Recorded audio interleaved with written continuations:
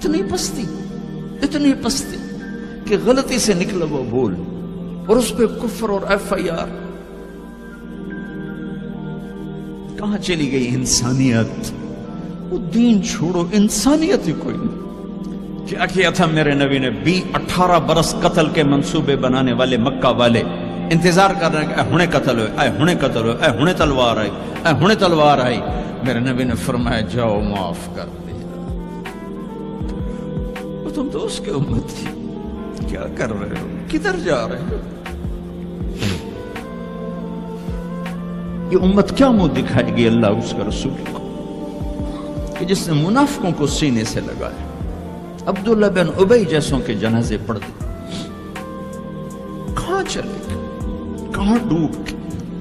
اتنا زوال، اتنی اندھیری رات ہے کہ امید ہی ختم ہو گئی کہ پتہ نہیں دن بھی چڑھے گا.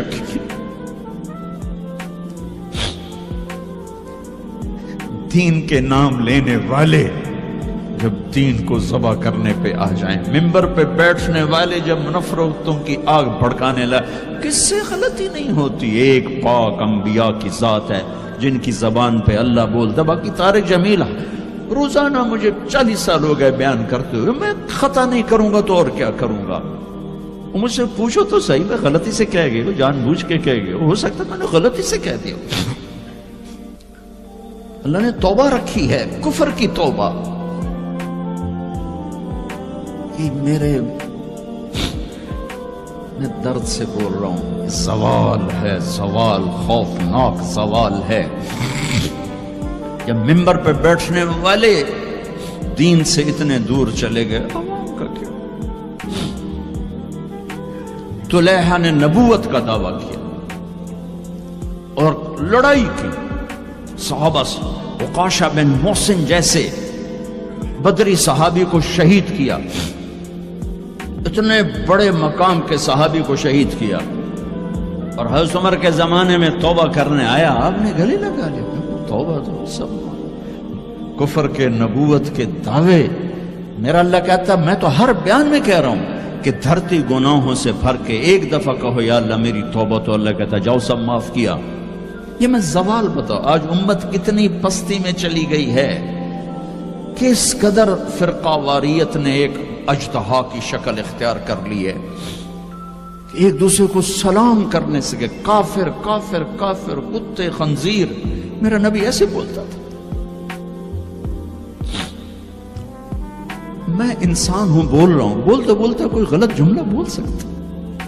گستاخی کا جان بوجھ کے کرنے والا یقیناً دارہ اسلام سے عمل چھوڑنے سے آدمی کافر نہیں ہوتا. گستاخی کرنے سے، نماز چھوڑنے سے کافر نہیں ہوتا، گناہگار ہے. نماز کی گستاخی کرنے سے وہ دارہ اسلام سے نکلتا ہے، لیکن اس کے لیے بھی توبہ کا دروازہ کھلا ہوا ہے. لیکن یہ کتنا تعصب ہے، نفرت ہے کہ ایک آدمی کی 17 سال کی پاک زندگی کو ایک غلطی پر کفر بنا دیا.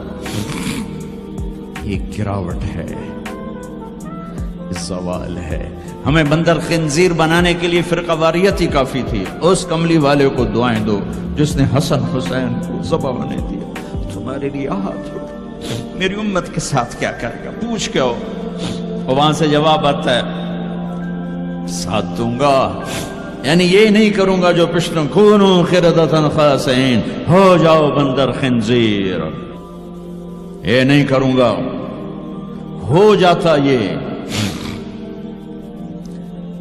جو کفر از کعبہ برخیزد کجا ماند مسلمانی.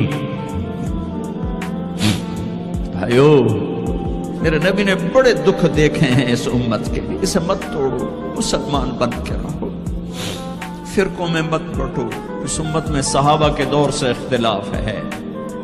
میرے نبی نے دعا مانگی تھی اللہ میں اختلاف نہ ہو. اللہ نے کہا میرے محبوب اختلاف ہوگا. اس کا مطلب ہے اس کے باوجود ہمیں محبت کا حکم ہے. میرے نبی نے فرمایا اسلام کا سب سے عظیم عمل کیا ہے؟